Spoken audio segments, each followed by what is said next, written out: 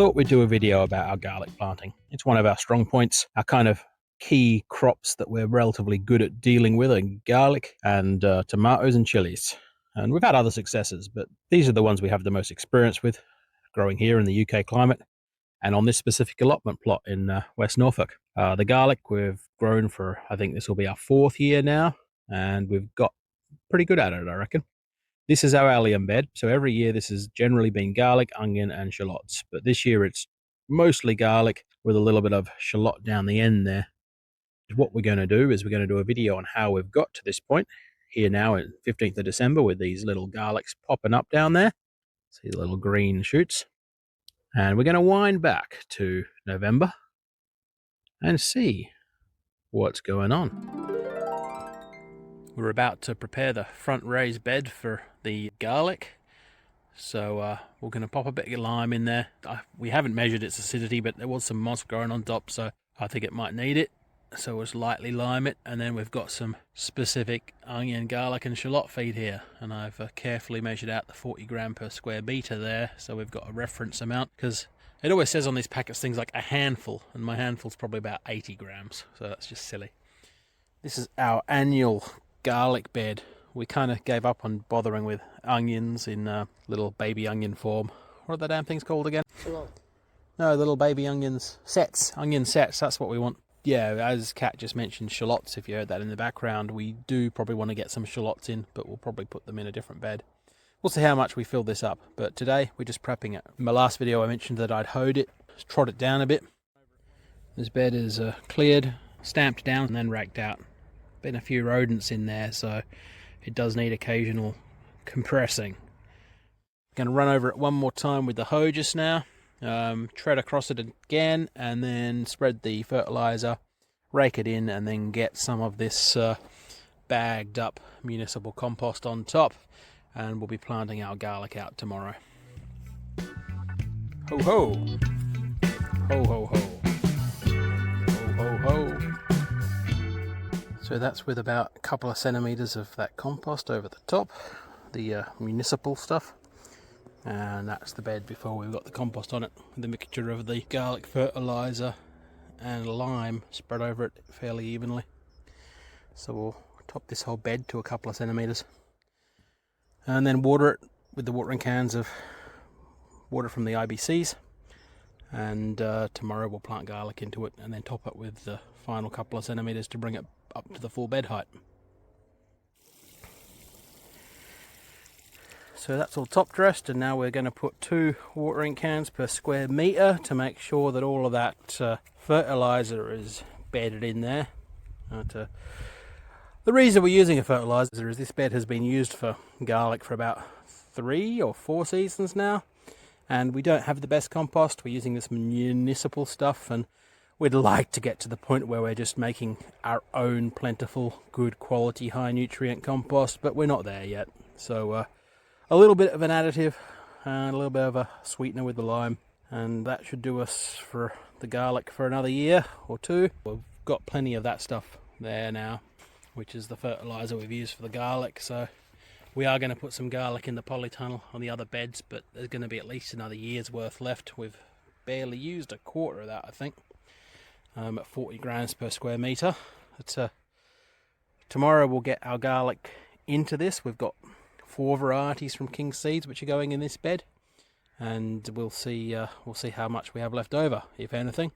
We also have our own garlic, saved from last season. Well, we're still working through it, obviously, in the kitchen. So we've got some of that we'll be putting in to the polytunnel once the tomatoes are cleared, and maybe if we get these beds sorted out, we'll put a row down the middle of those beds if we have enough. We want to sort of really maximise our garlic crops, because it's one of our best value growing products for sure, and it's really good garlic, the Kingsland White that we usually grow, so we like it.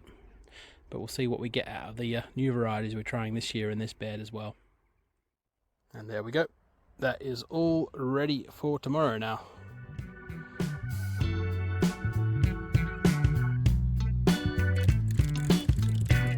It's garlic planting day, and our annual main garlic bed, which we've treated as per the clips from yesterday. I saw on the Chaos Hoff channel they used a wooden cut-out template for their garlic planting, and thought that was a great idea, so I'm nicking it. Most years we use this special bit of wood down there, if you can see it at the bottom of that pallet, which has some vague markings at planting intervals, and we use that to separate the gaps.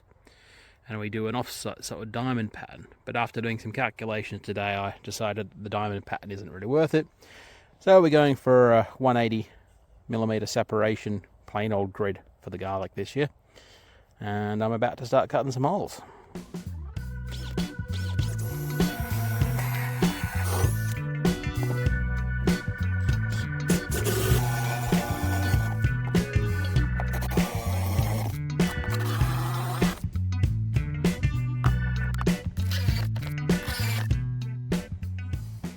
And there we have one garlic planting layout board. It's going to do the job. I'm popping the holes in this down to the 10cm mark that I've made at the top of that, which is a little deep, but remember the board's taken up about 2.5cm of that, and the holes will probably get a little bit backfilled, so 10 seems like a safe bet on this raised bed. So that's 168 nice, evenly spaced 180mm grid garlic holes.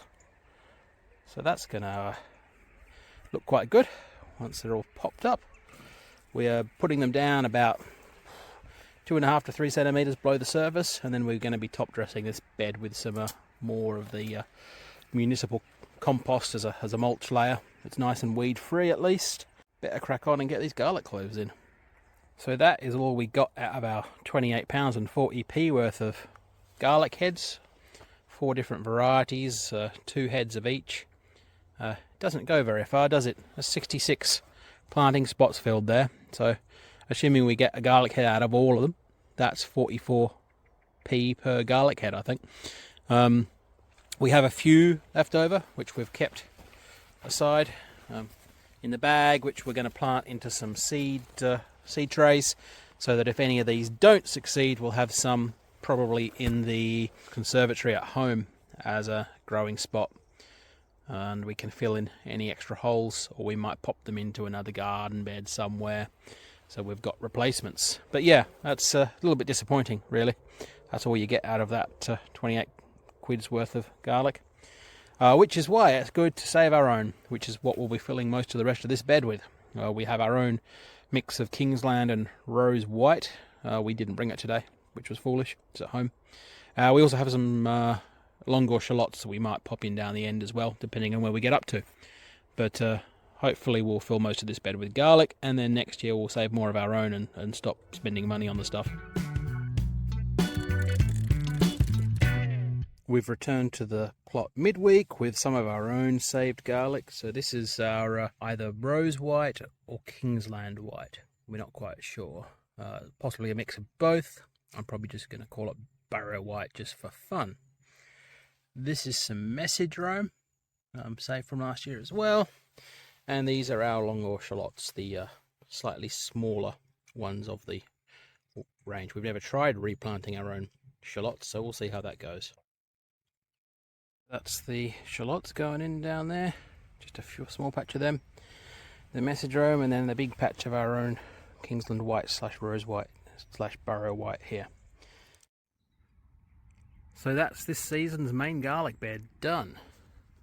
Starting out with 3 rows of Kingsland White, 3 rows of Maddock White, 2 rows of Rhapsody. That's very low value, £7.10 for just 12 garlics we went in. Oh well.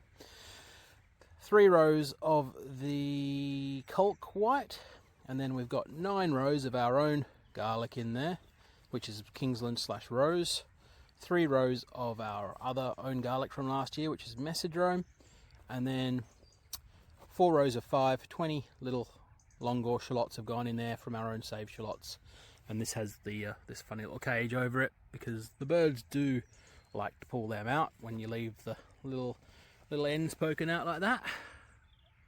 But that should protect them until they get some roots in. And that's it. That is our garlic bed done. Good luck to you. here we are on the 15th of December. As you can possibly spot down there, we have garlics popping up. There's been minimal disturbance to this bed, so we haven't felt the need to put a net over it at this point. We did have a couple pulled out down this end. Look, something has been picking them out. Bastards. But they've been safe so far. And gradually we can see them popping up in their grid down there. There's not a lot to see from that camera angle.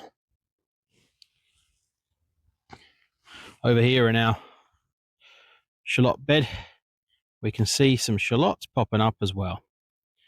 Little green tufts like that one down there.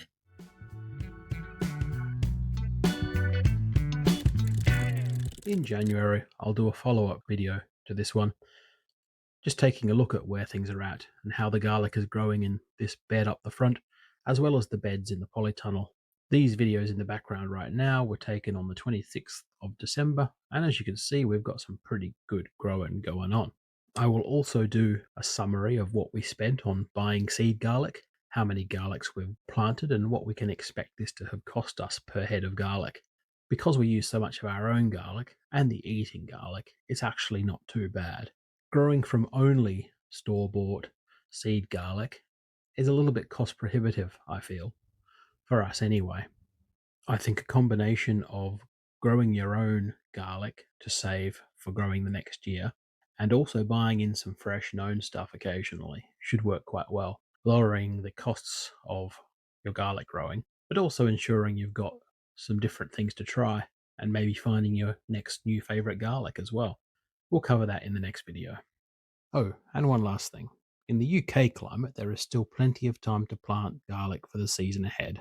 Just make sure you get it in before the end of the cold weather, as it does want that cold snap to form into individual cloves.